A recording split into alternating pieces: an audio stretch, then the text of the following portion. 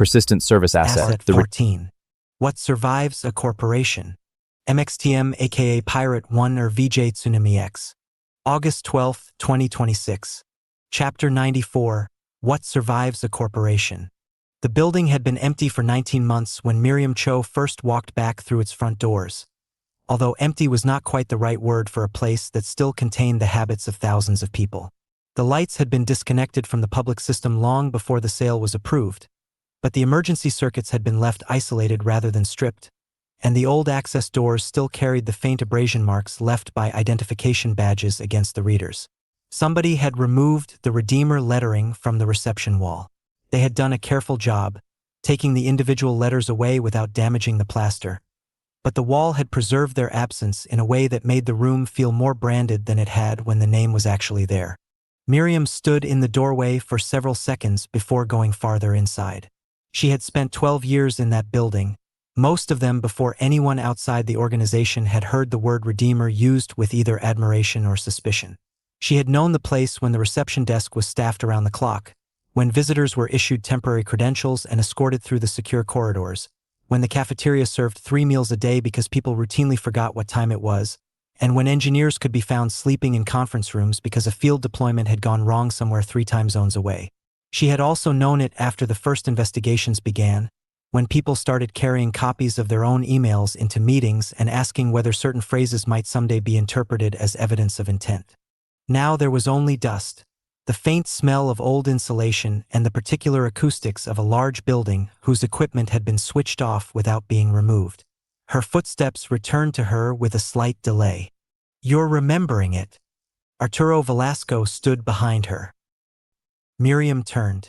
He was older than she remembered, though she knew perfectly well that she was older too. The change was less obvious in photographs than it was in person. His hair had gone almost completely gray.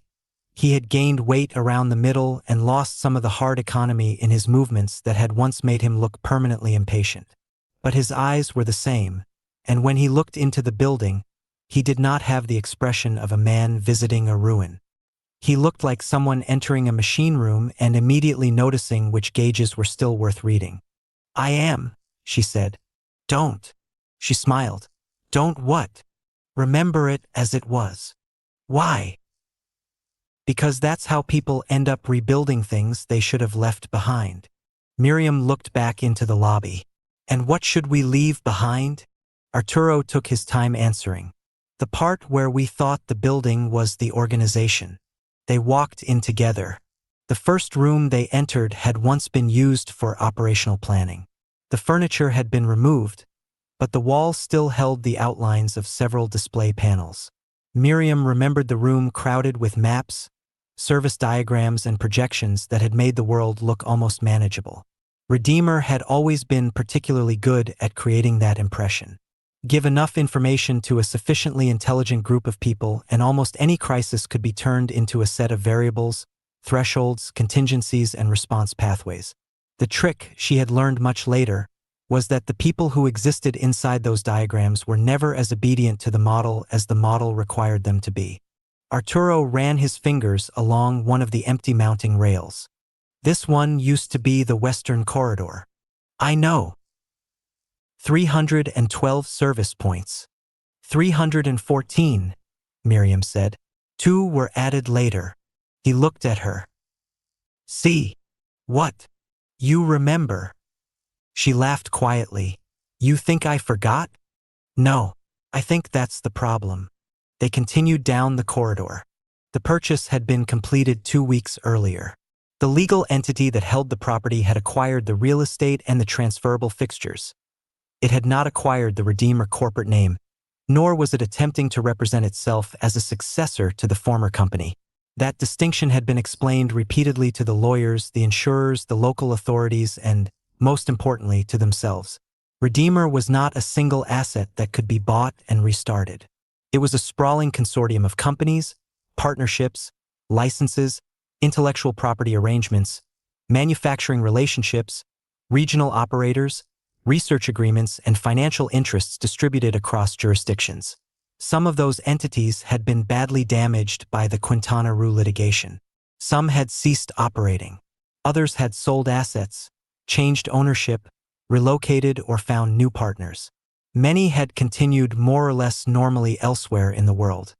The people standing inside this building were not resurrecting the corporation. They were recovering one piece of an ecosystem that had survived in 100 different forms. That was why the purchase had been possible at all. A court could constrain an entity. It could seize a local installation, restrict a local operator, invalidate an agreement under its jurisdiction, or impose damages upon a company that happened to have sufficient exposure there. It could not reach through the map and switch off every REDEEMR product operating under another legal arrangement in another country. It could not make a licensed technology cease to exist because its Quintana Roo operator had become politically toxic. It could not erase the engineering knowledge carried by people who had left the company years before. The global system had never been one organism, no matter how often its opponents had described it as one. What had happened in Quintana Roo was therefore devastating without being terminal. The people who had been closest to the damage understood the distinction better than anyone. They had also learned something else. Survival was not the same thing as vindication.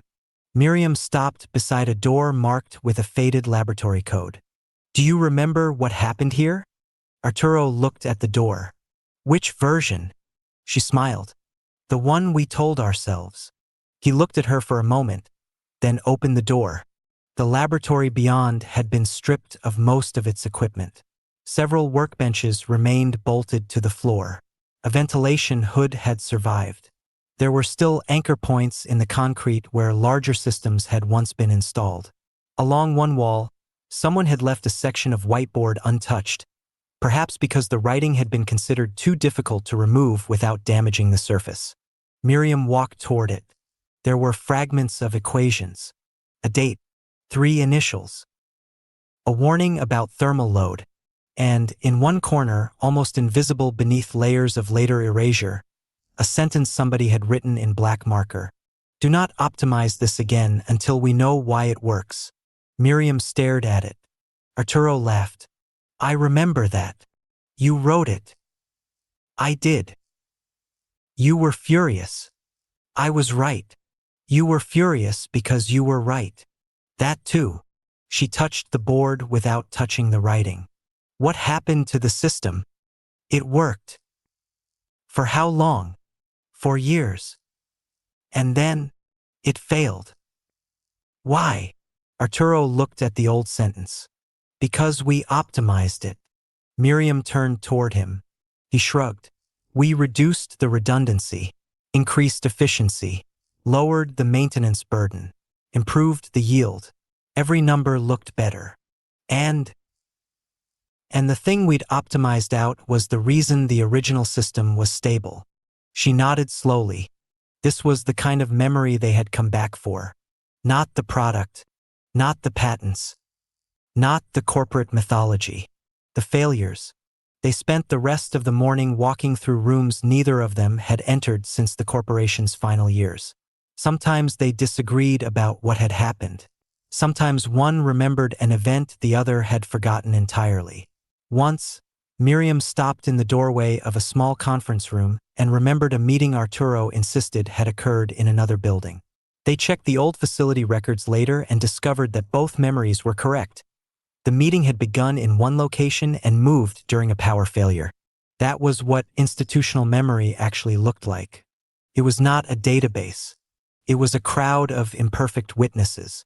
The old corporation had possessed millions of pages of records, but records could not tell them why an engineer had ignored a recommendation, why a field officer had overridden a procedure, why a particular team had refused a deployment, why a product had performed better in one jurisdiction than another despite identical specifications, or why an executive had quietly instructed a department not to pursue an apparently profitable line of development.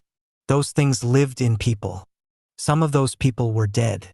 Some had disappeared into other industries. Some had become wealthy. Some had become bitter. Some had become academics. Some had become consultants. Some had spent the intervening years insisting that they had been right all along. And some had simply gone home and tried to live ordinary lives. The acquisition group had begun locating them one by one. Not all of them wanted to return. Miriam understood that. There were former employees who had lost so much in the aftermath that hearing the company's name still produced a physical reaction. One former operations director had refused every invitation and returned the courier envelope containing the proposed consulting agreement unopened. A former biomedical engineer had agreed to speak for one afternoon but spent most of the time describing why she never wanted to work in an institution again. Another had been delighted by the idea and then asked, before anything else, whether the new organization would have a legal department capable of defending its employees when somebody decided to make an example of them. Nobody laughed at that question. The old REDEEMR had taught them better. The answer eventually was yes, but not because they intended to reproduce its bureaucracy, because they had learned what happens when people build extraordinary systems without building equally serious mechanisms for admitting error, assigning responsibility, and protecting those who speak when something is going wrong. The new arrangement would have its own problems. They knew that too. They were not trying to become innocent. They were trying to become harder to fool. By late afternoon, the first group meeting took place in the former executive dining room. The room had been cleaned but not renovated. Someone had repaired the windows. The old kitchen equipment had been tested and found mostly functional. They had decided to keep the room as it was for the first year, partly because it was cheaper and partly because nobody wanted the place to feel like a startup incubator. There were 11 people around the table. Only 3 had remained continuously employed by REDEEMR until the end. The others had left at different times and for different reasons. One had resigned after a dispute over a product safety decision. One had been fired after refusing to authorize a deployment. One had sold his stake in a subsidiary before the corporate structure began unraveling. One had gone to work for a competitor. One had spent 6 years in Singapore. One had been a regulator before joining REDEEMR and had subsequently become one of its harshest internal critics. 2 had never held executive positions at all. They represented different versions of the same history. Arturo put a folder on the table. We need to establish something before we discuss what we're doing with this place. Nobody interrupted him. We are not REDEEMR. One of the older engineers smiled. That's obvious. It isn't. Arturo looked around the room. Some of us still think it is. Some of us want it to be. Some of us hate that it isn't. All 3 reactions are understandable and all 3 are dangerous. Miriam leaned back. He continued. The name is gone here. The old corporate structure is gone. The old contracts are gone. The old hierarchy is gone. The old liabilities aren't ours unless the law says they are, and the old authority isn't ours even when we wish it were. What we have is a facility, some equipment, some intellectual property that can legally be used, a great deal of knowledge, and a group of people who have already made most of the mistakes we would otherwise have to make ourselves.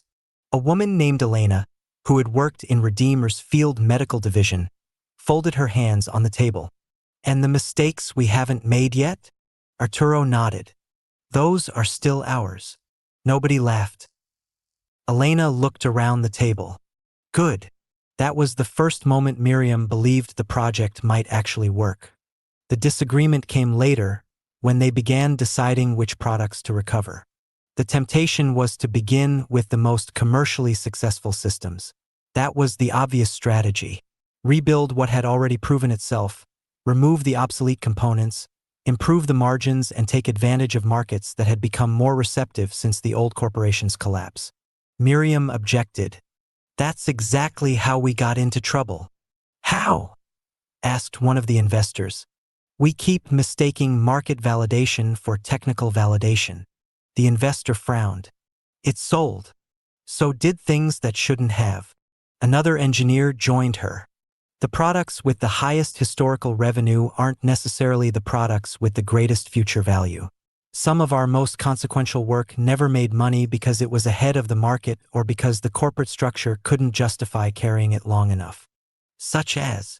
Miriam looked at Arturo. He knew immediately what she meant. Pipe dream, he said. The room became quieter. The name was familiar to everyone. Pipe Dream had never been a single Quintana Roo project. It was an existing REDEEMR product and operating system, already deployed elsewhere under other arrangements, with installations adapted to local environments. The system's subaquatic development in Quintana Roo had simply produced its most advanced iteration. What had begun as a technological response to the unusual conditions of the cenote environment had evolved into something considerably more capable. An integrated underwater operating architecture capable of coordinating biological, mechanical, computational, and ecological processes over a distributed environment that conventional infrastructure could barely perceive. Its Quintana Roo implementation was not the only pipe dream. It was simply the one that had gone farthest. Arturo pulled a separate file from the stack. "We shouldn't touch the core." Elena looked at him. "Why?" "Because the core is still learning. Everything is always learning.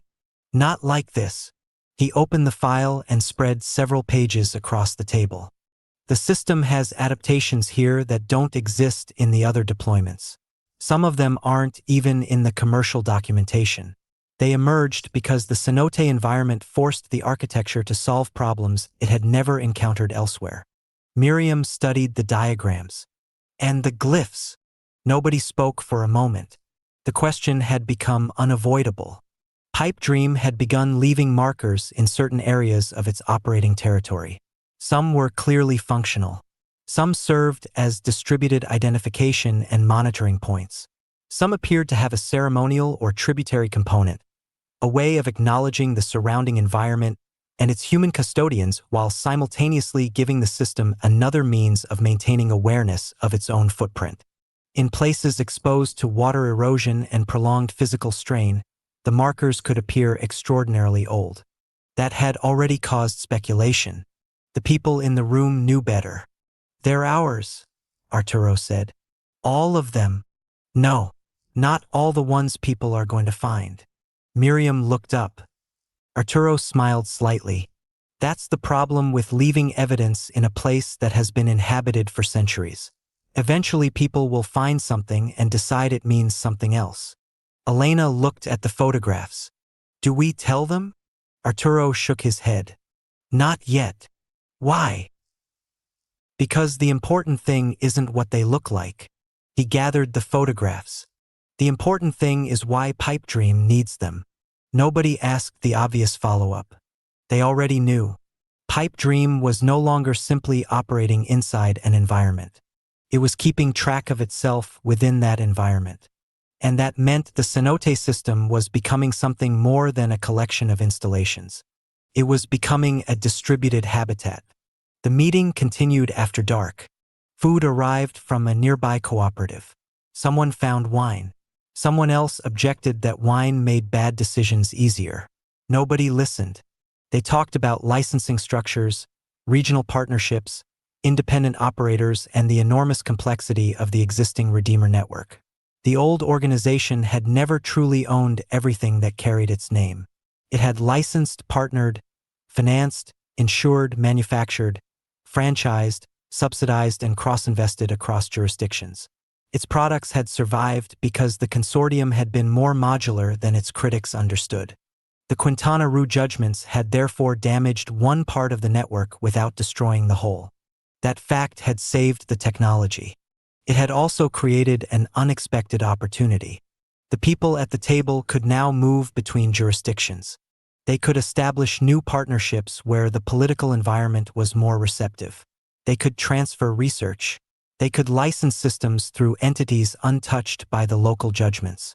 They could allow individual products to develop independently rather than requiring every innovation to pass through a central corporate architecture.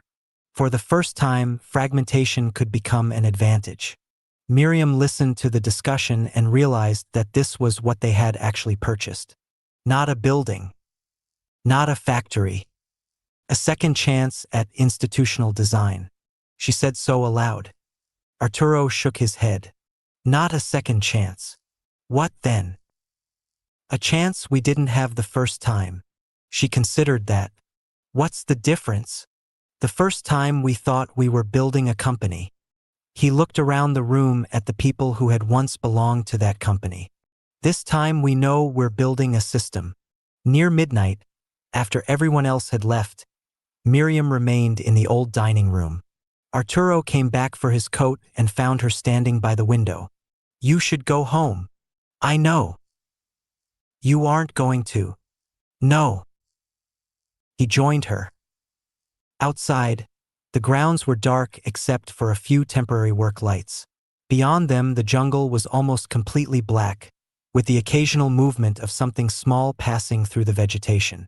Farther away, the lights of Aldea Zama were scattered unevenly across the district, not yet dense enough to look like a city and no longer sparse enough to pretend it was not becoming one. Miriam watched them. Do you ever think about what would have happened if we had been allowed to continue? Arturo was silent. Sometimes, he said. And I think we would have made different mistakes. She smiled. That's disappointingly honest. I've had years to become disappointing. They stood there a while longer. Then Miriam said, I don't want to spend the rest of my life trying to prove that we were right. Arturo looked at her. Good. I want to know what we were wrong about. He nodded. That's the only reason I'm here. Neither of them said anything after that. The building remained dark around them, but the darkness no longer felt like abandonment. Somewhere in the lower levels, temporary power had been restored to a diagnostic system. A fan began turning slowly behind a sealed panel. One of the old monitoring racks came alive, ran through a sequence, found nothing it recognized, and shut itself down again. The sound was almost imperceptible. Miriam heard it anyway. She smiled. They had not brought REDEEMR back. They had not resurrected the corporation. They had not even decided what the recovered facilities would eventually become. But the people who knew what the machines had once been built to do were back inside the building, and for the first time since the institution's disintegration, they were able to examine its inheritance without having to defend its existence. That was enough for one night. Outside, the district continued changing without asking permission from anyone. Above ground, people were learning how to inhabit the jungle without demanding that it become a city. Below ground, Pipe Dream continued its patient work through the cenote system, extending its awareness one environment at a time. And elsewhere in the world, REDEEMR products continued operating under other names, in other jurisdictions, through other partnerships, indifferent to the idea that the company had ever truly died. What had been destroyed was the illusion that all of those things had to remain in one place. What remained was considerably harder to kill. Chapter 95. The Integration Threshold. The first thing Tomas noticed about the new workshop was that nobody had bothered to make it look important. That was probably why he liked it. The building occupied a narrow parcel at the edge of the district where the paved road became a sequence of compacted surfaces and then, almost without ceremony, stopped being a road at all. Someone had hung a plain metal sign above the entrance. It carried no corporate emblem, no promise of innovation, no slogan about changing the future. It gave the place a name, a list of operating hours, and a telephone number that rang somewhere inside the building when somebody called. The rest was left to the people who actually used it. Tomas had spent enough of his previous life inside institutions to understand the significance of that omission. Organizations that wanted to appear serious tended to announce themselves before they had done anything serious. They polished reception areas, commissioned architectural renderings, printed strategic statements, and gave their internal departments names that sounded as though they had already survived 3 decades of history. The old REDEEMR installations had been particularly good at this. Their buildings were designed to make visitors understand, before meeting anyone, that the people inside possessed information the visitor did not. This workshop did not have that problem. It had 3 printers that had been repaired more times than anyone could remember, a CNC machine whose enclosure had been fabricated locally because the original manufacturer had discontinued the model, 2 water cooling loops that had been assembled from incompatible generations of equipment, a battery bank that lived behind a protective partition, and a collection of hand tools arranged with the quiet precision of people who expected to need them again tomorrow. The walls were covered in diagrams, but most had been drawn by whoever happened to be standing nearest the board when the problem occurred. Tomas stood in the doorway and watched Elena argue with a technician about a valve. "It isn't the pressure," Elena said. "It is absolutely the pressure. It's the pressure because you're looking at the pressure." The technician pointed toward the display. That's what the sensor says. The sensor is wrong. It passed calibration. So did the last one. The technician looked at Tomas. You want to help? Tomas smiled. No. Elena turned. Good answer. The technician laughed despite himself, and the argument continued. That was what Tomas had begun to understand about Aldea Zama. Competence here was not a credential. It was a social condition. People did not care very much where you had learned something if you could demonstrate that you had learned it, and they cared considerably less about what you used to call yourself than they did about whether you could be trusted when something broke. He had expected the district to make him prove himself. Instead, it had simply given him things to do. That had been harder. The integration threshold was not a gate. That was what the council had eventually decided to call it after rejecting 6 more impressive names. There was no certificate, no examination, no formal class of resident that a person entered by passing a test. The phrase referred to something less visible and considerably more consequential. The point at which a newcomer stopped consuming the district systems and began contributing enough knowledge, labor, care, or resources that the relationship ceased to be one-directional. The district had learned to distinguish between people who needed help and people who wanted permanent accommodation without becoming part of the machinery that made accommodation possible. The distinction was not moral. That was important. Nobody was punished for being weak, sick, frightened, exhausted, or simply inexperienced. The Open Door Fund existed precisely because the district had decided that a person did not have to earn the right to be helped by first demonstrating usefulness. But openness had produced its own pressure. There were more people arriving. There were more requests for housing, more food, more medical attention, more places in fabrication programs, more children, more people carrying technical skills that had never been recognized by the institutions they had come from. There were also people who had arrived because the district was fashionable or because it was cheap, or because someone had told them there was a place in Tulum where you could live outside the old system without having to give anything up. The council had discovered that those categories could not be sorted by ideology. A former REDEEMR engineer could be more demanding than a self-sufficient off-grid farmer. A wealthy arrival could become indispensable within weeks. A person who had spent years preaching communal life could turn out to be incapable of maintaining a water pump. A young programmer could refuse every conventional social expectation and still build the software that prevented 3 cooperatives from losing their inventories. A person with no money at all could know how to keep an entire food forest alive through a dry season. The district had therefore stopped asking what people believed. It had begun asking what happened when they were given responsibility. That was the real threshold. Tomas had crossed it without noticing. He discovered this on a Thursday morning when Bartolome arrived at the workshop carrying a folder and asked him to attend the afternoon council session. Why? Because they want your opinion. About what? Integration. Tomas laughed. I've been here a year. That's why. I thought integration was for new arrivals. So did everybody. Bartolome put the folder down on the workbench. There are people here who have been residents for 2 years and still don't know how the water system works. There are people who've been here 6 weeks who can repair half of it. Time isn't the metric. Tomas looked at the folder. What do they want from me? Your opinion. That's usually how people introduce an unpleasant obligation. Bartolome smiled. You're learning. Tomas opened the folder. Inside were profiles of 6 people. A programmer from Guadalajara who had arrived with 2 backpacks and a laptop. A mechanical engineer who had spent 20 years maintaining industrial refrigeration systems. A former architect who had become an expert in passive cooling after abandoning commercial construction. A woman from the occupation who had learned solar installation informally and had been keeping 3 neighboring houses powered through improvised systems. A wealthy foreign investor who had offered to finance a new fabrication wing. And a young man whose only formal skill appeared to be repairing discarded electronics. Tomas read the pages twice. They're asking me to rank them? No. Then what? Tell us what they're capable of that the paperwork doesn't show. Tomas looked up. That was different. He closed the folder. I'll come. The council chamber was fuller than usual. Renata Cifuentes had arrived from the regional office again, this time without the careful uncertainty that had marked her first visit.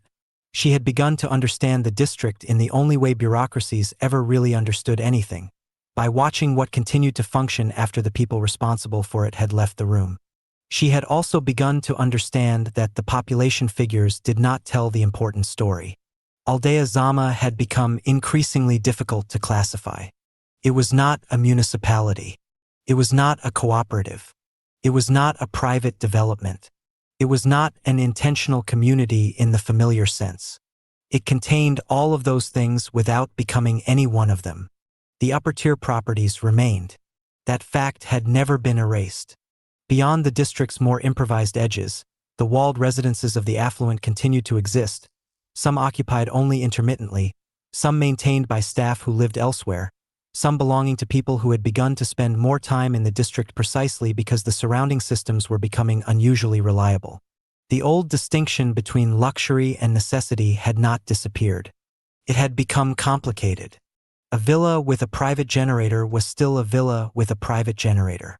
A family living in a converted structure near the occupation was still living in a converted structure near the occupation. But the systems connecting them had begun to change. Water moved through shared arrangements. Fabrication services crossed property lines. Technical knowledge crossed social boundaries.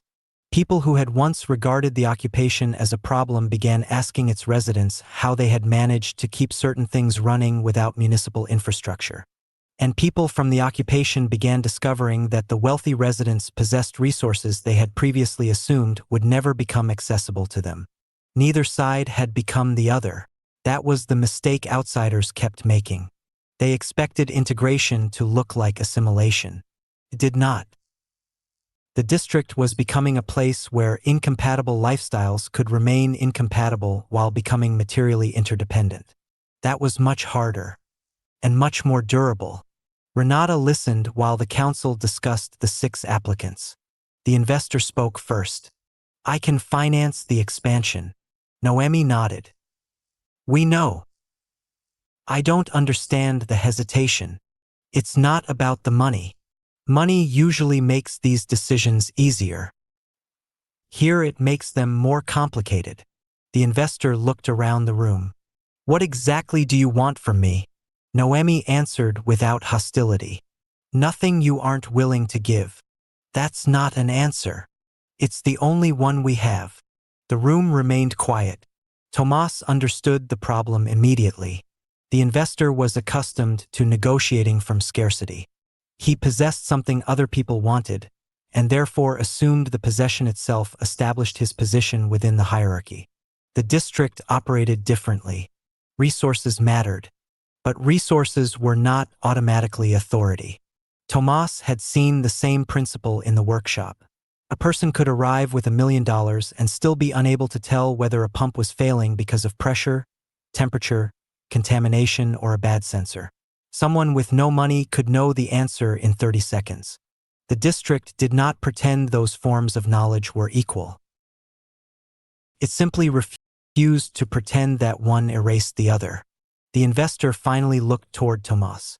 You've worked with REDEEMR. The room changed slightly. Tomas felt it. Not fear. Not suspicion. Tension. He nodded. I did.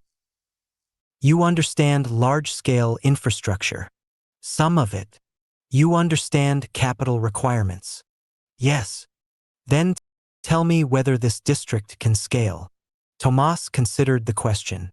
He could have given the answer the investor wanted. Instead he said, not if you mean scale the way a corporation scales. The investor frowned. Explain. A corporation scales by making the same thing happen more times. This place doesn't. Why not? Because the thing you're trying to reproduce is not the product. What is it? Tomas looked around the room. The ability to adapt. Nobody spoke. He continued. You can duplicate a machine. You can duplicate a fabrication cell. You can duplicate software. You can duplicate a water treatment system, but if you duplicate the district without duplicating the people who know when the machine is lying, you've only duplicated the equipment. The investor leaned back. So what are you proposing? I'm not proposing anything. That produced a few smiles. Tomas looked at Noemi. You asked me to tell you what the applicants can do that their paperwork doesn't show. She nodded. He opened the folder. The programmer is more valuable than her resume suggests. She doesn't just write software. She understands distributed systems and has been building small autonomous networks since she was 16. The refrigeration engineer knows how to diagnose systems from sound before instruments confirm the failure. The architect understands airflow better than most mechanical contractors I've met. The woman from the occupation has learned solar systems by keeping them alive, which is a different education from installing them according to specification. The investor understands capital deployment and procurement. We should not pretend otherwise. And the electronics repairman? Tomas smiled. He doesn't know what anything is called. Noemi raised an eyebrow. But he can make almost anything work. The room laughed. Tomas closed the folder. You don't need to choose between them. You need to stop assuming that the person with the cleanest resume is the one who should be trusted first. That was the end of his contribution, but not the end of the argument. The decision took 3 hours. The investor received provisional access to the expansion project, but not control of it. The programmer was offered immediate access to the district's distributed systems group. The refrigeration engineer was given a workshop key. The architect was asked to redesign one of the communal structures. The solar technician from the occupation was invited to join the energy cooperative on a paid basis. The electronics repairman was given a bench and told that nobody cared what he called himself as long as he labeled the components properly. The arrangements were deliberately different. That was the point. No one received the same path into the district because no one arrived carrying the same thing. When the meeting ended, Renata remained behind. You've created a labor market without calling it one, she said. Noemi smiled. That's one interpretation. Is it wrong? No. Does that concern you? Of course. Renata looked toward Tomas. You don't seem particularly concerned. I am. Why? Because anything that works eventually attracts people who want to own it. Renata considered that. Do you think that's what is happening? Tomas looked through the open doors toward the road. Beyond it, the luxury buildings were beginning to light up for the evening. Farther away, the occupation was doing the same, but with smaller lights irregularly placed. Between them, the district's cooperative systems were beginning another night's work. I think, he said, it's inevitable. That evening, Tomas walked farther than he intended. He left the workshop after dark and followed the edge of the district until the structures thinned enough that the jungle became audible again. He had learned to recognize the different sounds of Aldea Zama at night. Generators had a particular rhythm. Water pumps another. Refrigeration compressors came and went. Somewhere nearby, someone was playing music softly enough that it seemed to belong to the vegetation. He stopped beside a shallow depression in the ground where rainwater had collected. The earth beneath his boots felt different here. He crouched. There was no reason to think about the passage beneath Site B. He had already been involved in the survey. He had already seen the preliminary returns. He knew the council had authorized deeper exploration. He knew the work had not yet begun. Still, something about the ground made him think of it. Not the anomaly itself. The idea of hidden continuity. The district above him had begun to develop connections nobody had designed in a single meeting. People arrived carrying fragments of knowledge. They found other fragments. The fragments connected. The resulting system became capable of things none of its original participants had predicted. He wondered whether that was what civilization had always been. Not a plan. An accumulation of things that worked well enough to survive. He stood. Far below, beyond the reach of any light he could see, water was moving through limestone. He had no idea that elsewhere in Quintana Roo, people who had once worked for REDEEMR were beginning to examine the same kind of question from another direction. They were asking what survived when a corporation was broken apart. It was not its logo. It was not its legal entity. It was not even its products. It was the people who remembered why the products had been built, the systems that had escaped the boundaries of their original owners, and the technologies that had begun adapting to environments their creators had never fully understood. Pipe Dream was one of those technologies. Its most advanced iteration remained in Quintana Roo. Its roots were already elsewhere. And beneath the cenotes, where nobody had yet drawn the boundary that would eventually become important, the system continued to extend itself through the water. Tomas walked back toward the lights. He did not know that the threshold he had crossed was larger than Aldea Zama. He did not know that, eventually, the distinction between resident and infrastructure would become one of the central political questions of the civilization forming beneath his feet. For now, he only knew that tomorrow morning the workshop would need him. That was enough. The future, he had learned, did not usually announce itself. It gave you another repair job. Chapter 96. The Other Aldea Zama. The invitation arrived at the private compound without a letterhead, a seal, or any of the other small ceremonial devices by which wealthy people ordinarily distinguished an official request from an informal one. It came through the district network as a maintenance inquiry, which was technically accurate and socially misleading.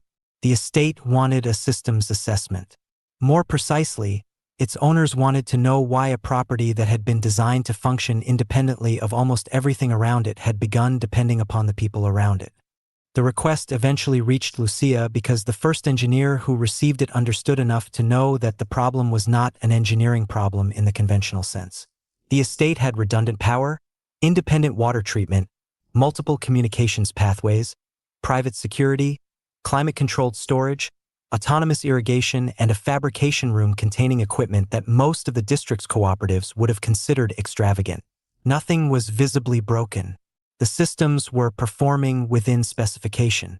Yet the people responsible for operating them had become increasingly dependent upon outside assistance for tasks that had originally been intended to require almost none. Lucia agreed to visit, but only after asking a question that surprised the estate manager. Who lives there? The manager paused. The owners. All the time. No. Who lives there when they aren't there? He hesitated again. Staff. How many? 14, usually. And who knows the systems? That's what we're trying to determine. Lucia smiled. Then that's the first problem. She arrived the following morning on an old electric utility cart carrying a diagnostic case, 2 water bottles, and a notebook. The manager met her at the gate with the kind of courteous impatience common among people accustomed to purchasing solutions rather than investigating problems. He was not rude. He simply possessed the confidence of someone who had spent most of his professional life surrounded by specialists whose job was to make complications disappear. The estate itself was extraordinary without being beautiful in the conventional sense. It had been built before the transition district acquired its present character, when Aldea Zama's principal promise had been exclusivity. The architects had taken the tropical environment seriously enough to incorporate vegetation, shaded courtyards, and water features, but not seriously enough to allow the jungle any genuine authority over the design. The property had been engineered to remain comfortable regardless of what happened outside its walls. There were concealed drainage channels, buried power conduits, climate-managed interiors, and service corridors large enough for equipment to move through without disturbing the residents. Lucia walked through the house without commenting on any of it. The manager followed. You're not impressed. I am. You don't sound impressed. I'm impressed by the amount of work required to make the house behave as though the jungle isn't here. He smiled uncertainly. The owners wanted reliability. Of course. Is that wrong? No. She stopped beside a wall where a small sensor panel had been installed. What's wrong is that reliability has become dependent on complexity. The manager looked at the panel. It's a very sophisticated system. I can see that. Then why are you concerned? Because sophistication isn't the same thing as resilience. She opened the panel. The wiring was immaculate. That was the problem. Everything had been installed correctly. Everything had been documented. Every component had a service history. The system had been designed by competent people and maintained by competent contractors. It was simply too complicated for the number of people who actually understood it. Lucia closed the panel. How many people can diagnose a failure without calling someone? The manager thought about it. 3. How many can repair one? 2. How many can redesign the system if the original architecture becomes inappropriate? He looked at her. 1. Who? He gave her a name. Lucia wrote it down. And what happens when he's sick? The manager did not answer. She wrote that down too. The owner arrived that afternoon. He was younger than Lucia expected and considerably less interested in discussing the estate than she expected. He had inherited the property but not the assumptions under which it had been built. He had spent enough time away from Aldea Zama to understand that the district was changing, but not enough time within the new networks to understand why. He had requested the assessment because his operating costs had increased while the property's independence had decreased. That combination bothered him. I thought autonomy was supposed to reduce costs, he said. It can. Then why isn't it? Because you built an autonomous system that requires specialists. That's why we pay specialists. Yes. He looked at her. So your autonomy is contractual. He did not understand. Lucia explained it slowly. The estate possessed independent systems, but independence was not the same as self-sufficiency. It could generate electricity without understanding its own power architecture. It could treat water without understanding the biological processes inside the treatment system. It could fabricate replacement components without having anyone on site who knew whether the component should be fabricated in the first place. Its automation reduced routine labor but increased the importance of a small number of highly specialized people. The system was efficient when everything went according to plan. It became fragile when reality departed from the plan. That's true of every complex system, the owner said. Yes. Then what do you want me to do? Make the system less dependent on experts. He laughed. That's what the automation was supposed to do. No, the automation was supposed to make the system less dependent on routine labor. She looked toward the service corridor. You've confused the two. The owner was silent. That was the first time he understood why the people in Ground Truth seemed to regard his enormous private infrastructure with a mixture of admiration and pity. They weren't jealous of it. They were wondering who would know how to keep it alive. Lucia spent the next 3 days with the estate staff. She did not teach them anything at first. She watched. She watched the gardener manage the irrigation system by intuition rather than through the control interface. She watched the kitchen staff separate organic waste that the estate's waste system was technically designed to process automatically. She watched a security technician reset a communications module by repeating a procedure he had been taught years earlier without understanding what the procedure actually changed. She watched the staff avoid certain pieces of equipment because they were afraid of making things worse. That interested her most. The estate had spent a fortune making its systems difficult to break. It had succeeded so well that its own employees were afraid to touch them. Ground Truth had taken the opposite approach. Its systems were designed around the assumption that somebody would have to touch them, that somebody might be tired, inexperienced, improvising, missing the correct part, or working under rain-soaked conditions. Therefore, the system had to reveal enough of itself to the person maintaining it. The difference seemed minor. It was not. One system trusted the machine. The other trusted the relationship between the machine and the person.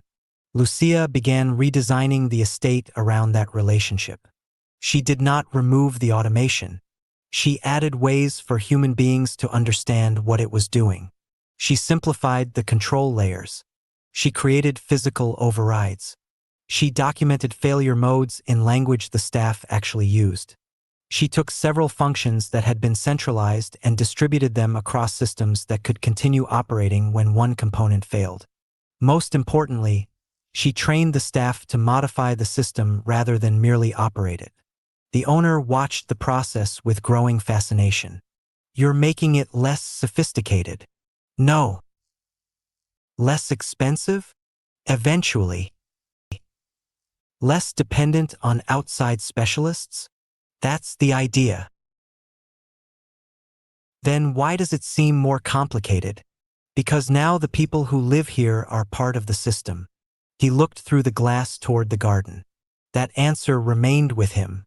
The estate changed slowly. It did not become ground truth. Nobody wanted it to. The owners still wanted privacy. They still wanted security. They still wanted comfort. They still wanted rooms that remained cool while the temperature outside became intolerable. They still wanted imported food, private transportation, and the ability to leave for 3 months without worrying whether the house would collapse. But the meaning of luxury began changing. A private water system was no longer impressive because it was expensive. It was impressive if the staff could maintain it. A fabrication laboratory was no longer impressive because it contained a machine costing more than a house. It was impressive if someone could repair the machine without waiting 6 weeks for a foreign contractor.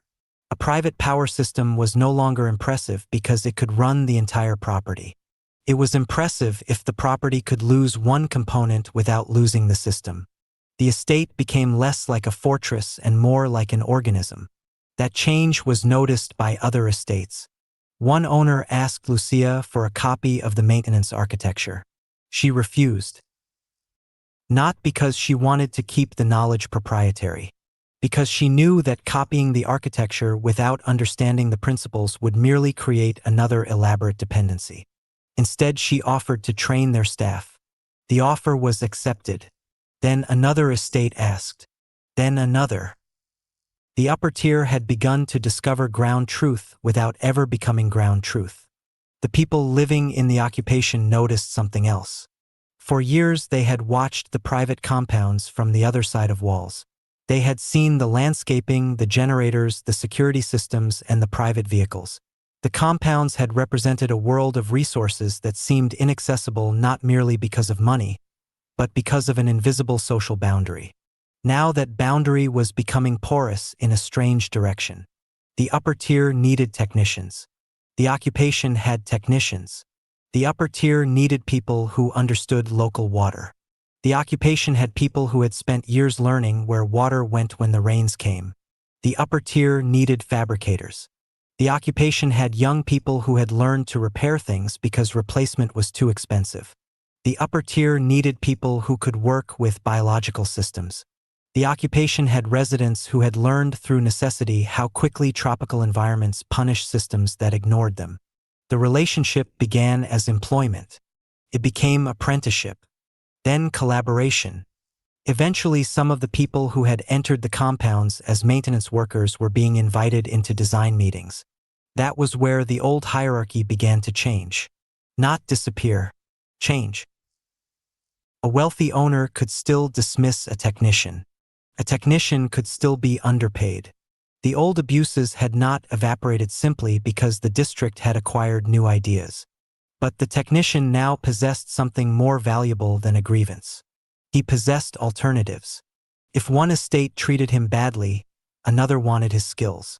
If another tried to control him, the SECZ could offer him a cooperative project. If the cooperative could not pay enough, a private client might. If the private client demanded exclusivity, he could refuse. The ability to leave changed the negotiation. That was how the integration threshold became real. Not because everybody became equal, because more people acquired the capacity to say no. Tomas began seeing this everywhere. He had originally assumed the district's transformation would be visible in buildings. Instead, it appeared in conversations. People who had once spoken deferentially to wealthy owners were beginning to disagree with them. People who had once been dismissed as uneducated were being asked for technical advice. People with money were learning to listen. People without money were learning that expertise could become a form of capital. The process was not gentle. Some people exploited it. A few technicians began charging absurd rates. Some wealthy residents attempted to create private monopolies over particular skills. Several cooperatives failed because their members could not agree about ownership. One private estate tried to recruit an entire maintenance team away from the SECZ and discovered that the team had written its own contracts protecting the cooperative's intellectual property. There were arguments over who had invented particular methods. There were accusations of appropriation. There were fights over whether ground truth knowledge could be commercialized. There were people who believed every technical improvement should belong to everyone and others who argued that without ownership there would be no incentive to develop anything difficult. Nobody solved the argument. They learned to live inside it. That, Tomas increasingly suspected, was what a functioning civilization actually looked like. Not agreement. A sufficiently stable method for disagreeing without destroying the system that made disagreement possible. The first serious conflict came when an upper-tier consortium proposed building a large private energy facility. The proposal was legal. It was financially sound. It would reduce the consortium's dependence on external electricity. It would also consume a significant amount of land and water and potentially alter the district's energy balance. The consortium presented the project as an efficiency measure. Ground truthers called it enclosure. The SECZ called it an opportunity. Residents of the former occupation were divided. The private owners were bewildered by the opposition. They had expected negotiation over price. Instead, they encountered questions about externalities, resilience, water use, maintenance capacity, and what would happen if the facility became more important to the district than its owners intended. The meeting lasted 6 hours. Tomas was there because the proposed architecture depended upon a control system he understood. He listened while people argued about ownership. Then he asked a question. What happens if the facility works perfectly? Everyone stopped. The consortium's representative answered first. We reduce our costs. Yes. And increase resilience. Yes. Tomas nodded. Then what happens when everyone else starts depending on it? The representative looked at him. We're not proposing to supply everyone. That's not what I asked. Silence settled over the room. The problem had become visible. A successful private system could create public dependency without ever intending to become public infrastructure. The more successful it became, the harder it would be to treat it as purely private. Problem the old city had solved badly. It had allowed infrastructure to become indispensable and then discovered that ownership and necessity were no longer compatible. The district did not want to repeat that mistake. But neither did it want to prohibit private investment. The compromise took weeks. The facility could be built. Its core remained privately owned. But certain emergency functions had to remain available to the district under predefined conditions. The system had to be designed so that no single failure could create a district-wide crisis. The operators had to train local personnel. Certain technical interfaces had to remain interoperable with SECZ infrastructure. The consortium accepted, not happily, but rationally. The facility was built. It became one of the most efficient energy systems in the district. And, because the integration requirements had been imposed before construction rather than after the facility became indispensable, the district avoided becoming its hostage. That was a small victory. Nobody celebrated it. There were too many other problems. The upper tier continued becoming more sophisticated. The walls did not come down. They became smarter. Security systems began recognizing not merely faces but patterns of movement. Private water systems began exchanging anonymized environmental data with district networks. Gardens became laboratories. Guest houses became research residencies. Wealthy owners began commissioning experimental structures that could function independently for months at a time. Some of them became serious patrons of ground truth. Others remained completely transactional. A few began talking about purchasing entire sections of the district. Those proposals were rejected. Not because private ownership was forbidden. Because the district had learned the difference between owning property and owning the conditions that made property valuable. The jungle could not be bought. The water table could not be purchased. The accumulated technical knowledge of the district could not be enclosed behind a wall. The social network that allowed a broken system to be repaired at midnight by someone who knew someone else was not a commodity in the conventional sense. It was a commons. And commons were valuable precisely because nobody could completely own them. The upper tier began investing in that commons. Some did it because they believed in the transition. Some because it lowered their operating costs. Some because they understood that their own security depended upon the stability of the surrounding population. Some because they saw the future and wanted a position inside it. Motives did not have to be pure for the result to become useful. That was another lesson the district was learning. One evening, Tomas was invited to a private dinner. He almost declined. He eventually went because the invitation came from someone he respected. The house belonged to one of the district's wealthiest residents, a man whose name appeared on several companies and whose properties extended far beyond Aldea Zama. Tomas had expected a formal dinner. Instead, there were 8 people around a long table and the discussion was about water. Not politics. Not investment. Water. They were arguing about whether the district's decentralized systems could eventually support a much larger population without reproducing the centralized failures of conventional cities. One guest believed the answer was more technology. Another believed it was lower consumption.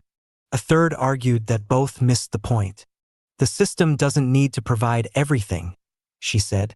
It needs to make people capable of providing more for themselves. Tomas looked at her. She was the same woman who had once dismissed ground truth as a collection of foreigners playing at primitive life.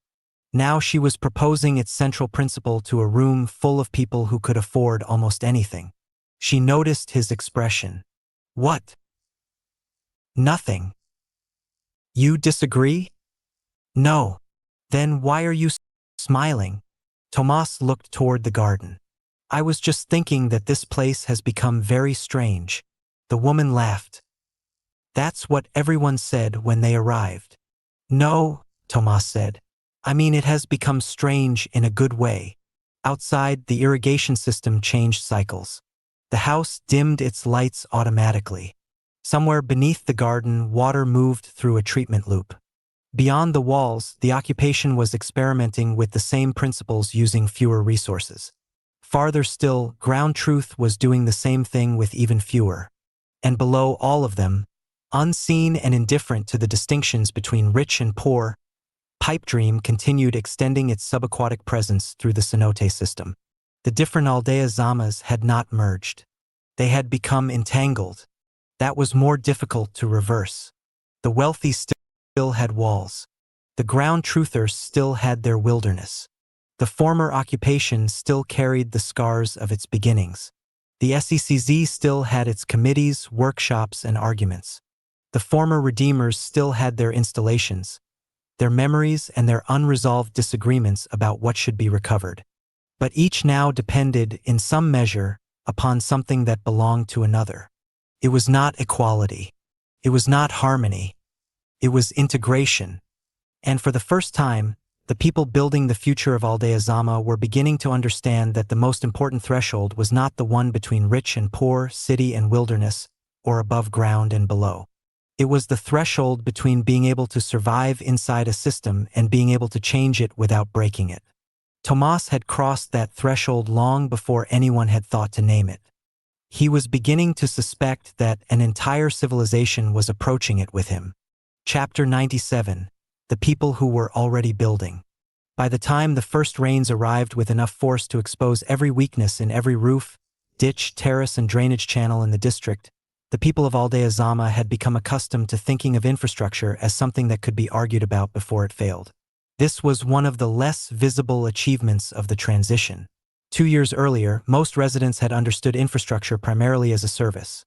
Electricity came from somewhere, water came from somewhere, sewage went somewhere, roads were maintained by someone, and when something stopped working, the appropriate response was to determine which institution had failed to perform its obligation. The new district had not abolished that mentality so much as surrounded it with alternatives. A municipal line could still be useful while a household maintained its own storage. A public road could still matter while a neighborhood maintained its own access path. A conventional electrical connection could remain in place while a cooperative quietly reduced the amount of power it needed from it. Nothing had to be rejected merely because something else had become possible. That was what made the changes difficult to describe. There had been no revolution in the streets. No morning when everyone woke up and decided that the old city had failed and a new one would take its place. The old arrangements remained visible almost everywhere. There were still contractors, property managers, municipal crews, private security companies, utility accounts, and people whose entire working lives depended upon keeping conventional systems operating. The difference was that they were no longer alone. Around them had grown a second layer of knowledge, made up of people who had learned to solve problems before calling anyone else. Some had learned because they were ideologically committed to ground truth. Others had learned because they had been poor and could not afford to wait. Others had learned because they were curious, because they enjoyed making things, because someone had taught them, or because they had once tried to repair something and discovered that the first failure was more educational than the repair itself. Their reasons were different, but the result was increasingly similar. More people in the district knew how the place actually worked. The rain made that visible. It arrived in the afternoon with the particular violence of tropical weather that seems, for several minutes, to be less a meteorological event than a physical attack upon every exposed surface. Water hammered the roofs, overwhelmed the gutters, and turned the compacted earth along the lower roads into a brown slurry. The private estates closed their shutters and switched their systems into storm protocols. The occupation residents moved motorcycles beneath whatever cover they could find. The ground truthers watched their drainage channels, because they had spent enough time in the landscape to know that the first half hour of a storm told them more about the coming night than any forecast did. Tomas was in the fabrication cooperative when the first alarm came through. Not an emergency alarm. The district had deliberately avoided creating a hierarchy in which every unusual event became an emergency.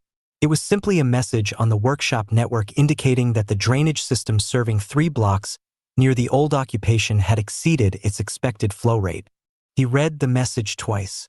Then he stood. Elena looked up from the bench. "Where are you going?"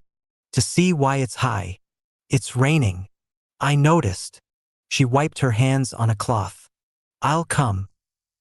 They took the utility cart because walking would have been slower, although by the time they reached the affected area, the distinction between road and drainage channel had already begun to disappear. Water crossed the surface in several directions, carrying leaves, plastic fragments, and the fine sediment that accumulated wherever people had recently disturbed the soil. The old drainage infrastructure was doing exactly what it had always done under heavy rain, carrying water away from the properties that had been able to direct it toward the street and depositing the consequences somewhere else. Except that now somebody had altered the pattern. A woman named Lydia was standing ankle-deep in water beside a wall, holding a shovel. She saw Tomas and waved. "It's backing up here." "Where?" She pointed. Tomas followed the flow rather than looking for the nearest drain. He had learned that from the ground truthers. Water did not care what a plan called a channel. It followed gravity, resistance, and whatever had most recently been done to the ground. They traced it back 50 meters and found the problem. A new retaining wall had been constructed behind one of the houses. It had been built correctly according to the owner's plan, but the plan had ignored the small drainage corridor that had previously carried runoff toward a planted depression. The wall had not stopped the water. It had simply redirected it. Tomas looked at the wall. "Who built this?" A man emerged from the doorway. "I did." "Did anyone tell you about the drainage?" "I had a survey." "Your survey was for the property." The man looked toward the water. So the water doesn't care about your property." The man seemed offended. Then he looked again. That was the moment when the lesson became practical. Tomas did not tell him to demolish the wall. He asked Lydia to bring the old drainage map, then asked 2 teenagers who had been watching from beneath an awning to find where the original channel had disappeared. They found it almost immediately. One of them had helped maintain the neighborhood gardens and knew exactly where the old water path had been before several properties were rebuilt. Within an hour, the group had opened a temporary channel through the compacted soil. The water changed direction. The pressure against the wall decreased. The flooded section began draining. Nobody had called the municipality. Nobody had refused municipal help either. That distinction had become almost instinctive. The next morning, the owner of the retaining wall came to the workshop. He expected an argument. Instead, he found Lydia sitting beside the same young people who had helped redirect the water, looking at a map spread across the workbench. "I want to fix it properly," he said. Lydia looked up. "Good. I'll pay. You can." He looked relieved. Then she continued, "But you're going to learn where the water goes." He stared at her. "Why?" "Because next time you're the one who will know whether the plan makes sense." The man looked at Tomas. "Is this how things work here?" Tomas considered the question. "Increasingly." The man pulled out a chair. They spent the morning drawing the drainage system. By lunchtime, the man had learned that the property he owned was connected to a landscape that had existed long before he had purchased the land and would continue functioning after he sold it. The wall was his. The water was not. That was the kind of lesson the district had begun teaching without realizing it was teaching anything. The ground truthers had understood it from the beginning. They had simply lacked the language to explain it to people who had spent their lives inside property boundaries. Sabina had always been skeptical of the phrase, community knowledge. She considered it too flattering. Knowledge was knowledge, she said, and communities often knew very little. What mattered was whether people paid attention long enough to discover what they did not know. She had watched the district make that mistake repeatedly. A group would discover one successful technique and immediately begin treating it as doctrine. A water system would work for 6 months and become a model. A food forest would produce unusually well and become an example. A house would survive a storm and suddenly everyone wanted the same architecture. Sabina resisted that impulse. "You cannot copy an outcome," she told a group of new residents one afternoon. "You can only copy the conditions that produced it, and those conditions are never exactly the same twice." They were gathered beside a food forest that had been established during the district's first year. The plants were now mature enough to create their own shade. The soil had changed. Insects had arrived. Fungi had altered the decomposition cycle. Birds had begun carrying seeds from outside the original planting zone. What had started as a design garden was becoming something that its designers could no longer fully describe. One of the residents asked whether that meant planning was useless. Sabina laughed. "No, it means planning is temporary." She walked between the trees. "You decide what you want to encourage. Then you watch what happens. If the system behaves differently than you expected, you don't punish it for failing to obey the plan. You ask why." The resident looked toward the upper tier, visible through a gap in the vegetation. "And does that work for buildings?" "It works for everything. Even people?" Sabina stopped. "Especially people." She looked back toward the workshop where technicians were repairing the drainage equipment. "The mistake is thinking that integration means making everybody behave the same way. It doesn't. It means making different things capable of existing together without destroying one another."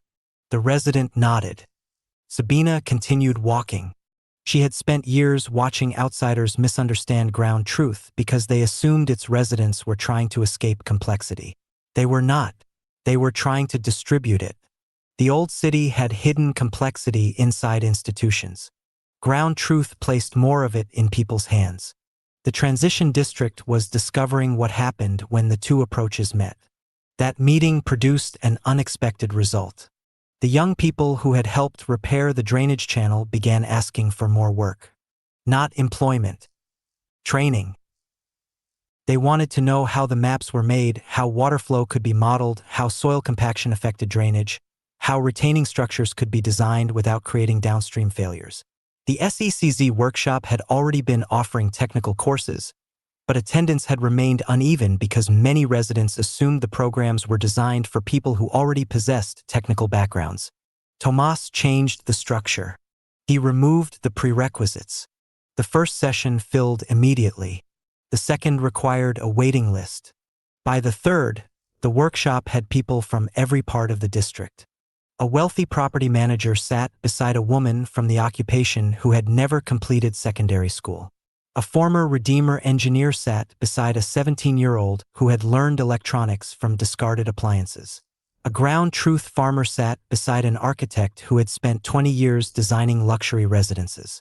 The first hour was awkward. The second was worse. The engineer kept correcting the teenager. The teenager kept finding practical shortcuts the engineer considered unsafe. The architect used terminology nobody else understood. The farmer ignored the terminology entirely and asked what would happen when the system encountered actual mud. By the end of the day, they had begun teaching one another. That was the moment Tomas understood that the workshop was no longer a fabrication facility. It was becoming a school. Not a school in the conventional sense. Nobody had enrolled. Nobody had applied. There were no degrees. People came because something they needed to understand was being taught by somebody who understood it. The curriculum changed constantly because the problems changed constantly. That made it difficult to fund through conventional educational structures. It also made it useful. The upper tier began sending people. That was inevitable. At first, they sent junior staff. Then they began sending senior technicians. Eventually, some owners came themselves. The first wealthy resident to attend a workshop session arrived wearing clothing that had clearly never been designed for machinery. He spent the first hour trying not to touch anything. Tomas noticed. "You're allowed to get dirty." "I know." "You don't look like you know." The man laughed. "I've been told this is good for me." "Who told you?" "My daughter."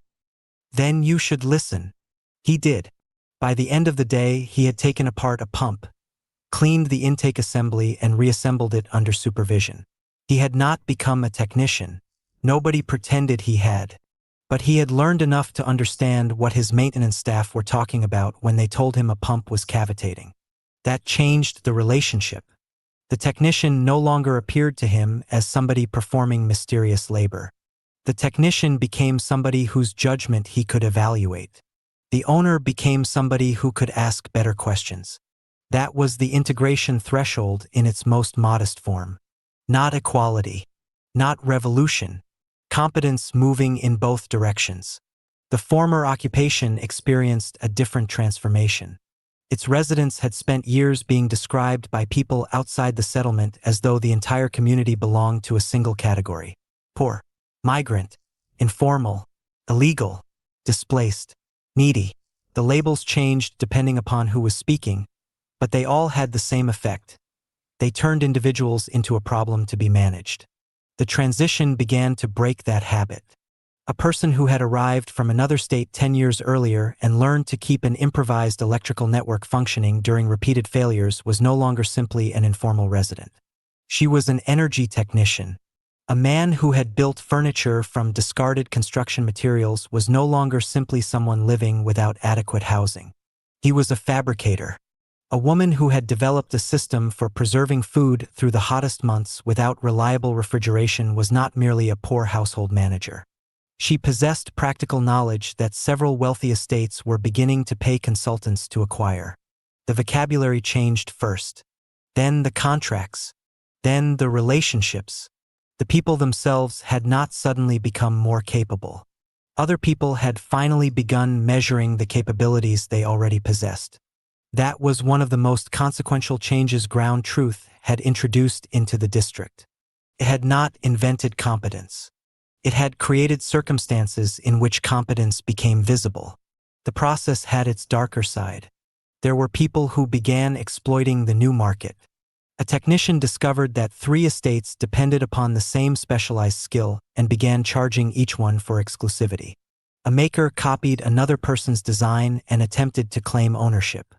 A private investor tried to purchase the rights to an entire community-developed water system. A former corporate manager attempted to introduce a conventional hierarchy into a cooperative workshop and nearly destroyed it before the members forced him out. The district did not avoid capitalism. It had never claimed it could. Instead, it began experimenting with ways to prevent every successful relationship from becoming an ownership relationship. Some experiments failed. Some produced better contracts. Some produced arguments that lasted months. One cooperative dissolved because its members could not agree about intellectual property. Another survived precisely because it had written a brutally clear agreement after watching the first one fail. That was how the district learned. Not by eliminating mistakes, by making mistakes survivable enough to become information. The former Redeemers understood this instinctively. Their old corporation had possessed enormous resources for correcting errors, but it had often lacked the institutional courage to admit that an error had occurred until the consequences had become impossible to hide. The transition district was developing a different culture. Failure could still be expensive, could still hurt, could still destroy a project. But the person who said, "This isn't working," was increasingly less likely to be treated as the enemy. That was a small cultural change with enormous technical consequences. One evening, Arturo visited the workshop. He had been spending more time there recently, although he still preferred the recovered REDEEMR installation where the work was quieter and the equipment more familiar. He watched the people moving through the building for several minutes before approaching Tomas. "You've changed it." Tomas looked up. "What?" "The workshop. I've repaired some things. Not the machines." Arturo looked around. "Those people." Tomas followed his gaze. A ground truth farmer was explaining soil moisture to a programmer. Two teenagers were trying to diagnose a failed motor. A former REDEEMR engineer was patiently answering questions from a woman who had never worked with industrial equipment before. In the corner, the investor from the earlier council meeting was sitting beside a technician from the occupation, discussing the financing of a fabrication project neither could have undertaken alone. "I didn't do that," Tomas said. "No." Arturo smiled. "That's the point." They stood watching for a while. Then Arturo said, "Do you know what the old company was always trying to build?" Tomas shook his head. "Integration. Systems integration?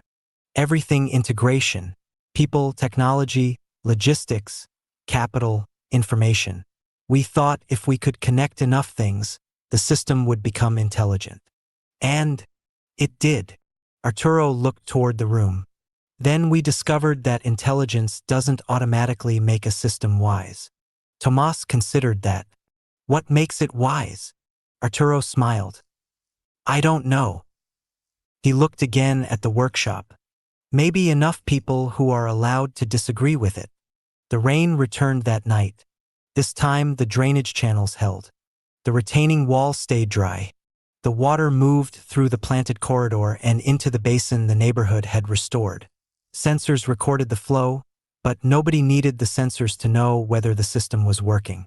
The people who had built it could see the water behaving correctly. At the upper-tier estate, the new maintenance architecture switched 3 systems into storm mode without calling anyone. At the occupation, a teenager who had attended Tomas's workshop spent half the night repairing a damaged solar controller. At Ground Truth, Sabina walked the food forest with a lantern, checking the trees. At the recovered REDEEMR facility, a diagnostic system continued its quiet testing cycle. And beneath all of them, the cenote water moved through limestone in darkness. No one above ground had yet understood how much of the future was already traveling through that water. For the moment, the district was still learning the simpler lesson. The people who had been assumed to need civilization were discovering that they could help build it. The people who had believed they already possessed civilization were discovering that they needed those people. And the people who had spent their lives building systems were discovering that the most resilient system they had ever encountered was not a machine at all. It was a population learning, unevenly and sometimes painfully, how to make itself useful to itself. The change did not make Aldea Zama equal. It made the old hierarchy less certain. That was enough to make almost everyone pay attention. Chapter 98, The Terms of Looking. The first outside response arrived sooner than the council had expected, although not from the institution they had been expecting to hear from. That distinction mattered. The report concerning the passage beneath Site B had been circulated only to the people who needed to read it, and even then the circulation had been deliberately narrow. No photographs had been posted to the district network. No coordinates had been included in any public notice. The council had not announced a discovery, because it had not yet decided what had been discovered, and Sabina had been particularly insistent that the difference between those two statements remain intact for as long as possible. A photograph of a worked surface in a cave could become a story before anyone had established what the surface was. A story could become a claim. A claim could become an investigation. An investigation could become a jurisdictional dispute. By the time competent people arrived to determine whether the original observation had been correct, the thing itself might already have been buried beneath everyone else's interpretation of it. That was why the council's first task was not to find an archaeologist. It was to find the right kind of archaeologist. The distinction produced more disagreement than anyone anticipated. There were institutions in Mexico with excellent specialists. There were universities with cave archaeology programs. There were hydrologists who had spent decades working with the regional aquifer. There were foreign researchers who had published extensively on subterranean environments and would probably have been delighted to examine a previously undocumented system. There were also government offices whose statutory responsibilities might be triggered by a discovery of archaeological significance, whether or not the district believed those offices should be the first people through the entrance. Nobody in the pavilion disputed expertise. They disputed sequence. Once we call them, Perla said, we can't control what happens next. We don't control it now, Emilio replied. We control more of it now than we will afterward. That isn't an argument against calling them. No, it's an argument against calling the wrong ones first. Sabina sat with her hands folded, listening to them circle the problem. She had become accustomed to the way people talked when they were frightened by something they considered important. They became procedural. They reached for categories, committees, precedents, and institutional names because those things made uncertainty feel administratively containable. She understood the impulse. She also understood that a cave did not become safer because the paperwork surrounding it became more sophisticated. We need 3 people, she said. The room quieted. One who understands the stone, she continued. One who understands the water. And one who understands what human beings have done to places like this without deciding in advance what they are looking at. Perla nodded. Archaeology. Not necessarily. Sabina looked toward the photographs on the table. If we decide what those marks are before anyone has examined the whole environment, we're already telling the person who comes next what they are supposed to find. Tomás understood. You want somebody who can look without needing the answer to be interesting. Sabina smiled. Exactly. It was the first useful description anyone had produced all evening. They added another condition. The people invited would come as consultants to the district, not as representatives of an institution claiming possession of the discovery. Their first visit would be observational. No excavation. No removal of material. No expansion of the passage. No sampling without explicit permission from the council.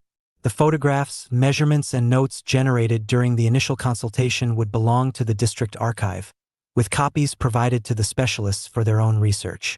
That last condition provoked the strongest objection. You can't make ownership claims over scientific observations, someone said. We aren't, Perla replied. We're making an access agreement. And if they refuse, then we find someone else. The statement was simple enough that it ended the argument. For once, the district did not need to pretend that cooperation required surrender. Tomás was asked to prepare the technical material for the consultants. He disliked the assignment immediately, not because he disliked the work, because he had begun to recognize the danger of becoming too interested in the thing beneath Site B. The first survey had been a technical anomaly. The second had become a historical question. The report now contained language that could easily transform it into something much larger.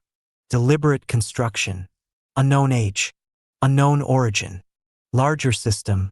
Those 4 phrases looked harmless on the page. Together they were combustible. He sat alone in the workshop after closing and reconstructed the survey from the original data. He did not look at the photographs at first. He wanted the geometry without the suggestion.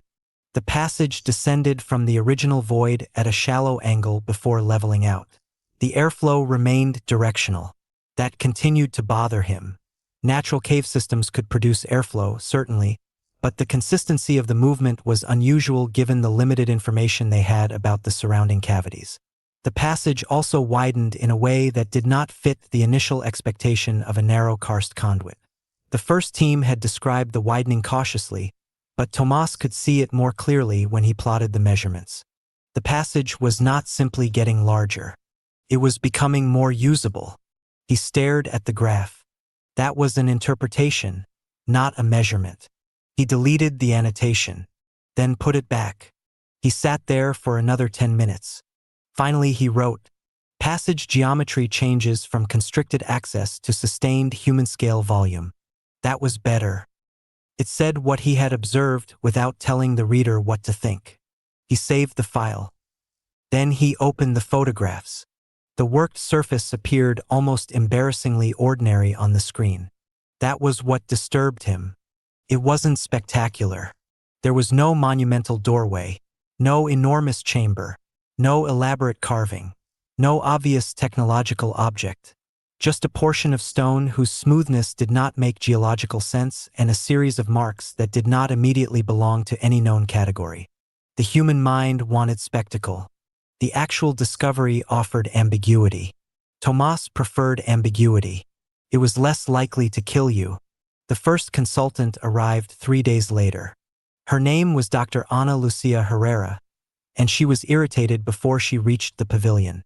Not with the district, with the road. She had been told that the final approach would be difficult and had assumed this meant inconvenient. It meant something closer to philosophical. The vehicle had reached a point where the road ceased being a meaningful engineering object and became a series of negotiated possibilities between mud, roots, and whatever surface had survived the last rain.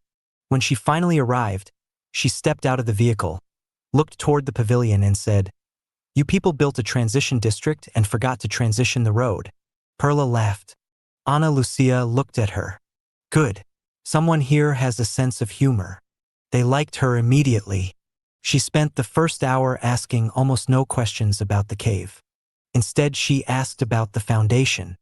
Who had commissioned the original survey? Which instruments had been used? What was the calibration history? What had been known about the geology before the anomaly appeared? Had construction disturbed the ground before the radar scan? Had there been changes in water level? Had anyone entered the void before the survey team? Had the district experienced unusual subsidence elsewhere? What other subterranean structures existed within a 5-kilometer radius? The questions were not glamorous. They were excellent. Tomas watched her work and realized that she was doing exactly what Sabina had wanted. She was refusing the story. When she finally examined the photographs, she did not say ancient. She did not say Maya. She did not say archaeological. She said, "Interesting." Sabina smiled. "That's all. For now." "You've seen the marks. I've seen photographs of marks. You don't think they're natural?" "I don't know. They look worked. They look like something happened to the stone." Sabina waited. Ana Lucia looked at her. "You want me to say more? I want you to say what you actually think. I think whoever made these marks, if somebody made them, had access to a surface that was already convenient to work. I think the passage itself matters more than the marks. And I think everyone is going to spend the next 6 months staring at the marks because they're easier to photograph." Sabina's smile widened. "Yes." Ana Lucia looked around. "Why are you smiling?" "Because you noticed." The hydrologist arrived the following day. He was less charming. This did not concern anyone. His name was Rafael Ordóñez, and he had spent 30 years working in subterranean water systems. He looked at the district's preliminary map, then at the passage measurements, then at the airflow records. He asked for the original radar data. Tomas gave it to him. Raphael studied the file for several minutes. Your sensor wasn't wrong. Tomas waited. It also wasn't telling you what you thought it was telling you. I didn't think it was telling me anything specific. Good. Raphael looked up. Most people do. He asked to see the site. The council approved the visit under the same restrictions as before. When they reached the passage, Raphael did not immediately enter. He stood at the entrance and listened. The airflow was barely audible. Tomas had become so accustomed to it that he almost missed the sound. Raphael closed his eyes. What do you hear? Air. That's what I hear too. He opened his eyes. The question is where it comes from. They entered. The passage seemed smaller than Tomas remembered. That happened underground. The human body changed scale when there was no horizon. A chamber that looked enormous on a survey became intimate when you stood inside it. A corridor that looked harmless on a map could become oppressive after 20 minutes of darkness. Raphael moved slowly. He stopped several times. He examined the walls. He touched nothing. At the worked section, he crouched and examined the surface from several angles. Then he moved on. The marks did not interest him nearly as much as the air. At the widening point, he stopped again. This isn't simply a pocket. Tomas looked at him. No. Raphael shook his head. Don't agree with me yet. Tomas smiled. Fair. Raphael pointed toward the passage ahead. If the airflow is coming from a connected system, we need to know whether that system is hydrologically connected to the aquifer in a way that changes anything on the surface. Could it? Of course it could. How? Pressure, seasonal recharge, contaminant movement, gas exchange, temperature. There are 100 possibilities. He looked back toward the entrance. But that's not the most interesting question. What is? Raphael looked at the smooth wall. Why did nobody map this before? That question stayed with Tomas. The regional mapping projects had been extensive. The coast had been studied for decades. The aquifer had been mapped, modeled, and revised repeatedly. Yet the passage had remained invisible until a medical facility foundation happened to be placed almost directly above it. That did not mean the system had been deliberately hidden. It meant only that the known world was smaller than people like to imagine. Still, the coincidence was unsettling. That night Tomas went through historical survey material. He found references to sinkholes, old diving reports, property surveys, water tables, aerial imagery, cave entrances that had been documented and later lost. A hand-drawn map from the 1970s showing several features that had never appeared on more recent municipal plans. Then he found something else. A notation. Not about Site B. Not about the passage. 3 kilometers away. The notation described an area of unusually persistent airflow from a small sinkhole. The date was 1978. Tomas stared at it. The report had been classified as inconclusive. He read the paragraph again. Then he printed it. Sabina was awake when he brought it to her. She had a habit of leaving her courtyard door open at night, regardless of the weather. She claimed that closed doors made people forget where they were. Tomas handed her the page. She read it, then read it again. 3 kilometers. Yes. From Site B. Approximately. Approximately. 3.2. Depending on which map you use. Sabina looked at him. You think it's connected? I think I don't know. She nodded. Good. Tomas sat down. I thought you'd say that. You came here because you wanted me to tell you what it means. No. You came because you wanted someone to stop you from deciding. He smiled. Maybe. Sabina folded the paper. Did the report mention the diver? Tomas looked at her. The one your great-grandfather talked about? Yes. No. She seemed almost relieved. Good.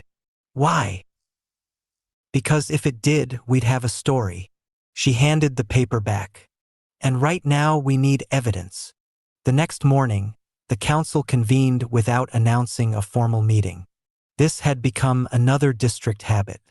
Not every important discussion needed to become an event. People arrived carrying coffee, wet boots, notebooks, photographs, and contradictory opinions. The specialists sat near the front. The exploration team sat together. Vesper was not there. She had already returned to active deployment, as she had said she would. Tomas noticed her absence only because, over the past few days, he had begun to associate the pavilion's discussions with the strange possibility that she might one day choose to remain. He put the thought aside. The council began. Ana Lucia summarized the geological findings. Raphael explained the hydrological uncertainty. Perla reviewed the exploration protocol. Then Sabina stood. She did not bring her great-grandfather's photograph this time. She brought the old 1978 report. "This isn't evidence of a connection," she said. "It isn't evidence of anything except that someone noticed airflow in another place 48 years ago." She placed the document on the table. "But I think we should take seriously the possibility that what we've found isn't a single cave." The room shifted. She continued before anyone could turn that possibility into a conclusion. "I also think we should not explore every related site simply because we now know where to look. If there is a larger system, it has existed without us for a very long time. We have no reason to behave as though discovering it gives us the right to immediately occupy it." A man near the back raised his hand. "What if somebody else discovers it?" Sabina looked at him. "Then we will have to deal with that." "But shouldn't we secure it?" "Secure it from whom?" "From looters." "Yes." "Researchers." "No." "Government." She paused. "That depends on what they want to do." There was some laughter. "Not enough to make the issue disappear." Perla took over. "The council's recommendation is to establish a temporary protected survey zone around the known access point. No excavation, no commercial diving, no private exploration, no disclosure of coordinates beyond the approved team. We continue surface hydrological monitoring and consult with additional specialists." "How long?" "Until we know enough to make the next decision intelligently." "How long is that?" Perla looked around the pavilion. "That is not a question we can answer yet." Nobody liked the answer. They accepted it anyway. After the meeting, Tomas stayed behind. Ana Lucia approached him. "You've been looking at the old maps." He nodded. "Don't." He frowned. "Why?" "Because you're going to find more anomalies." "I already did." "I know." She smiled. "That's why I'm telling you." Tomas looked toward the Site B records. "Wouldn't that be useful?" "Eventually." "Then why not now?" "Because you're an engineer." He waited. "You see a system," she said. "That is one of your strengths. It is also one of your vulnerabilities." She pointed toward the passage report. "You found one thing that behaves like part of something larger. Your brain is already looking for the larger thing." Tomas did not deny it. "You're saying I should stop." "I'm saying you should let somebody else look first." "Who?" "Someone whose first question isn't where the next piece is." She smiled. "That's why historians exist." Tomas laughed. "You're an archaeologist." "Exactly." She walked away. He remained where he was, thinking about that distinction. The district had spent 2 years learning how to build things without assuming that everything had to be built immediately. Now it was learning whether it could discover something without immediately trying to possess it. That might prove harder. Far from the pavilion, beyond the district's immediate jurisdiction, the existence of the passage had already begun to travel. Not through an official announcement, through a photograph. A subcontractor who had worked on the original Site B survey had retained a copy of one image on a personal device. He had shown it to a colleague in a regional engineering office. The colleague had sent it to someone who knew someone who had worked on cave systems elsewhere in Quintana Roo. The image acquired a new caption. Then another. Then another. By the end of the week, the original context had been reduced to a sentence. Unmapped artificial passage discovered beneath Tulum development. Nobody in the pavilion knew that yet. They would. Soon.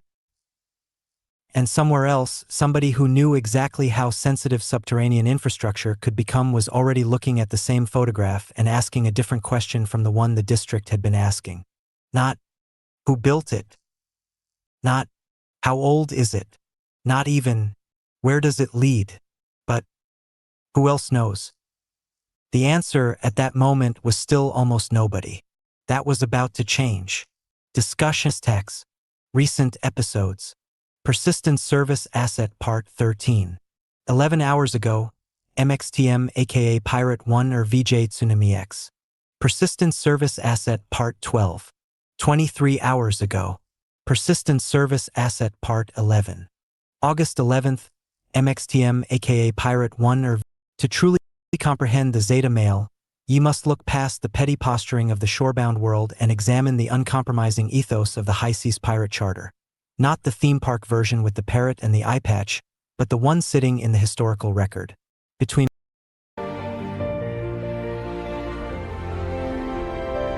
MXTM Studios presents the MXTM Verse. Tomorrow's canon. This isn't a soundtrack to a single story.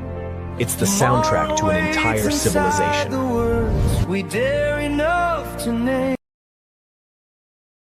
Every generation, different seas, same charge. Move the silver without a license. Feed the colony they let starve. Build the future they refuse to fund. We've been doing this since 6130. We're still doing it. This is the log. From the Buccaneers burning through the Caribbean, brush to the sea rovers working where the empires couldn't rush. We came through the gaps, the shallow water decays. No pop monopoly, no letters patent, no crown. We rewrote the articles while the governor came down. Equal shares on deck, a vote before the sale. The train the neural networks on the stairs by rise. Stolen sea, the trillion-dollar models that run the industry. Kept in A's, fed on pirate archives while the lawyers turn their eyes. So don't talk to me about theft, this is how it always worked. The Buccaneers fed the colony before the model learned. The shadow engine ran and then the credit got transferred. They built William and Mary on the silver that we stole. They built the future on the corpus that we broke out of control. Take a long look, matey. The city on the horizon be ripe for the taking, and the tide be turning in our favor as the sun dips below the waves. The algorithms say we don't exist. The graphs come back empty. The metrics insist. No audience, no market, no trend. Yet somehow we keep arriving again, walking through the ruins of somebody else's plan, watching perfect narratives slip through their own hands. The people who are already here. A note for the untabulated: the algorithms say you don't exist. Description to someone else's conclusions. The waiting game is already underway. Occupy, build, garden, govern. I just finished writing a book I didn't plan to write. It started as a countercultural addendum to the Aldiazama Post-Corporate Transition District Handbook, a rougher, more urgent document aimed at the generation the credential economy forgot to accommodate. It became something else. Nowhere less whispers, no discord begging, no roadmap. First move. Counterintuitively, you don't start by leasing land or building physical spaces. Nope, you start by publishing a manifesto. Think of it as an intellectual constitution. You're capturing the conceptual territory before a single brick is even laid, creating a framework that the community's physical life is going to eventually animate. Ultimately, creating the next era of human communities isn't about laying bricks first. It's about boldly defining the rules of the game so others can build upon them. Earth.